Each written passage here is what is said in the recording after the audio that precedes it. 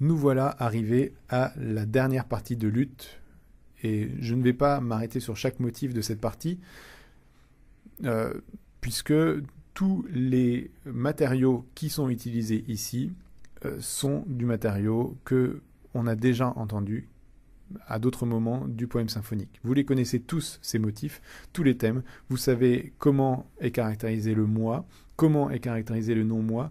Donc, à partir de là, tout devrait bien se dérouler dans l'écoute de cette partie. Je vais juste récapituler les abréviations. Le I, c'est le motif rythmé de l'inquiétude. Le V, c'est le motif de la volonté de créer, avec son rythme pointé et son triolet de noir. Le HD, c'est le thème principal de l'œuvre, c'est le thème de l'homme-dieu, avec ses sauts d'intervalle, ses élans pour sauter plus haut.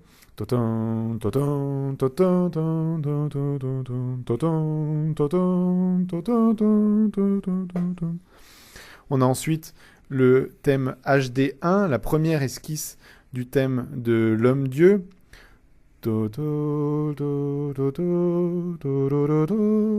Un thème languide. Et puis le P, qui est le motif de protestation, avec ses grands sauts d'intervalle vers le haut comme vers le bas. Le D, le thème des délices de la libre création, avec sa fluidité, sa sensualité, ses triolets et ses syncopes. 1, 2, 3, 1, 2, 3, 1. Le HD2, qui est la deuxième esquisse du thème de l'homme-dieu, indiqué à l'origine Allegro volando, et le thème, le motif du moi, le motif M, avec son centre de gravité et son échappée vers le bas et vers le haut. C'est parti pour toute cette dernière partie de luth.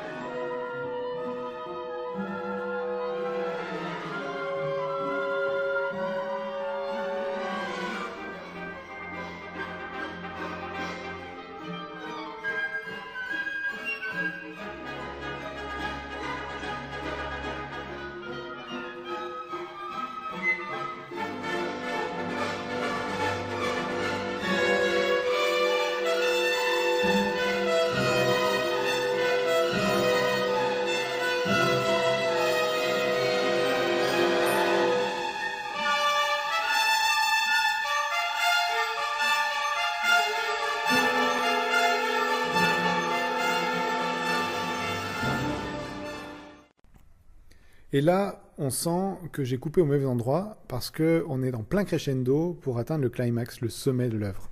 Et c'est la synthèse finale. Ça y est, on atteint l'extase. Comment Scriabine nous fait entendre ça musicalement ? Bien déjà, par l'utilisation de tout l'orchestre fortissimo, ce qui nous donne vraiment l'impression d'un orgasme musical. Et surtout, par la superposition de pas moins de 8 voix différentes en même temps. Ces 8 voix sont représentées sur cette partition. Partons du bas, du grave, vers le haut, l'aigu. D'abord, à l'orgue et à la clarinette basse, on a la quinte Do-Sol. C'est la quinte du ton de Do. Pendant toute l'œuvre, on n'a jamais vraiment senti qu'on était stable sur une tonalité. On a bougé de partout, on ne s'est jamais vraiment reposé. Eh bien, il est temps maintenant de retrouver une tonalité stable, un ton stable, le ton de Do. Ensuite, on a le motif de l'inquiétude qui est joué très lent et majestueux à la trompette.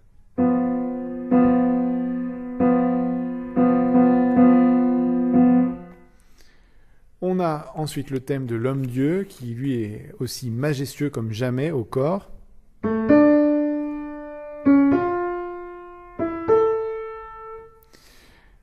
Et tout ce qui est en haut est issu du motif de la volonté. Donc Scriabine n'a gardé que cette cellule mélodique, la cellule...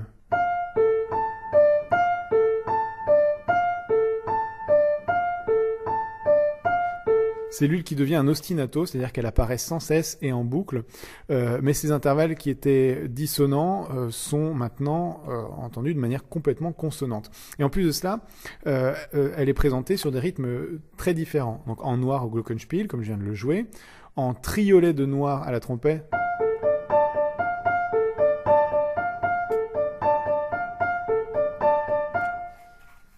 en trémolo à la clarinette et au hautbois,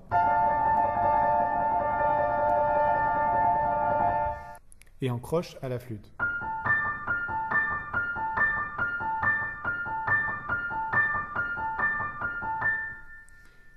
Finalement, on a donc la synthèse qui dépasse l'opposition de la thèse, l'homme-dieu et sa volonté, et de l'antithèse, l'inquiétude, en les associant.